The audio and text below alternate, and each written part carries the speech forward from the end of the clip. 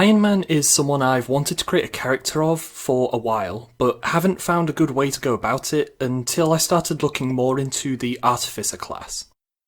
As always, the character sheet is linked in the description as a PDF for you to use if you want. First of all, I'm going to go over some of the key aspects of Tony Stark that I want to focus on with this build. Mainly, I want this character to be able to create, modify, and repair his equipment, and have something that acts like a specialist suit of armour. I'm also going to introduce a small amount of magical ability to the character to try and replicate things like repulsor blasts and missiles. I think this is fitting because Dungeons & Dragons uses magic in place of circuitry when creating pieces of advanced technology such as the Ironman suit. Tony Stark's race should be human, but I think that this is the best opportunity we will have to represent the Ironman suit in Dungeons & Dragons. I'm going to do that by making this character a Warforged.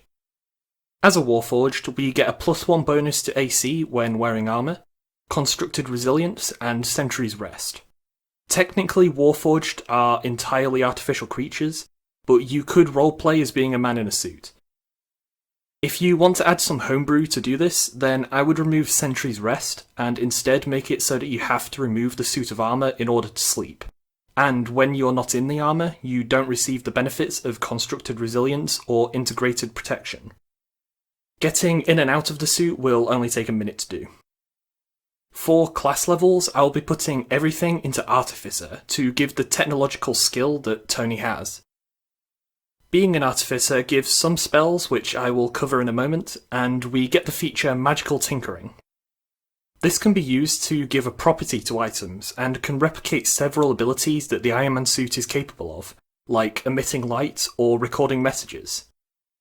Then we get Artificer Infusions. I've built the character to be 6th level, meaning that we can take 6 of these. I've gone for Enhanced Defense, Enhanced Weapon, Repeating Shot, Returning Weapon, Repulsion Shield, and Resistant Armour. These can also help replicate some of the suit's abilities. For example, Repulsion Shield will function in a very similar way to the nanotech shield Stark uses in Infinity War. We will also get the features Tool Expertise and the right tool for the job, which allows us to create artisan's tools as we need them, and improves our ability to use them properly. Finally, we need to choose an Artificer specialisation, and I think that Battlesmith seems like the best option here. We will gain some extra proficiencies and the ability to use our intelligence instead of our strength when attacking with magical weapons, but the main benefit of this subclass is extra attack and the ability to create a Steel Defender. A Steel Defender is a mechanical creature that will fight alongside us and can respond to simple commands. We get to choose what it looks like, and I think it makes sense for it to be humanoid, so it will be acting like an empty suit or android being controlled by Jarvis. The Steel Defender can attack and taunt, making it a useful companion to use as a tank. Any additional levels you get will also want to go into Artificer so that you can get even more powerful abilities when working with magical weapons. As an Artificer, we will have access to both weaponry and spells. But for this build, the starting equipment choices aren't really going to matter. Just take some simple weapons you like, and we'll be okay with buffing. You will also want to take Scale Mail for increased protection. Then for spells, we get Heroism, Shield, Branding Smite, and Warding Bond from our Battlesmith subclass. We're also able to choose 2 cantrips alongside a handful of 1st and 2nd level spells. The cantrips I went for are Resistance and Firebolt to try and represent some of Stark's defences and weaponry. Some recommendations I would have for 1st and 2nd level spells are Alarm, Cure Wounds, Detect Magic, Jump, Levitate, and Pyrotechnics. I've created a sort of homebrew item for Iron Man in the form of an arc reactor.